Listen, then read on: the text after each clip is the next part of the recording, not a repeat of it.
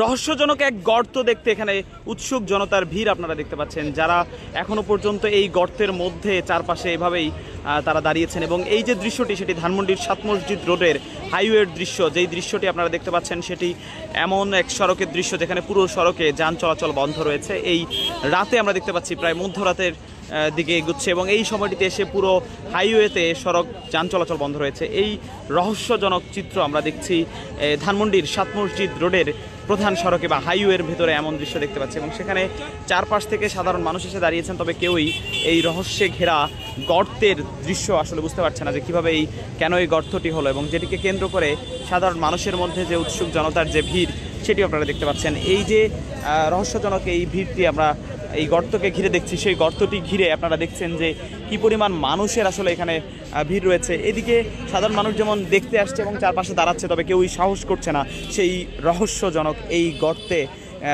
ভেতর থেকে উপর থেকে, অর্থাৎ সড়কের উপর থেকে কিন্তু সেই যে উপরের যে ঢালাই বা যে অবস্থা আস্তর রয়েছে সেটি ভেঙে পড়ে গিয়েছে এবং পড়ে নিচের একেবারেই সুড়ঙ্গ, এই সুড়ঙ্গের কারণ কি সেটি নিয়ে কিন্তু মানুষের মধ্যে এক ধরনের আগ্রহের চিত্র আমরা দেখতে পাচ্ছি। এবং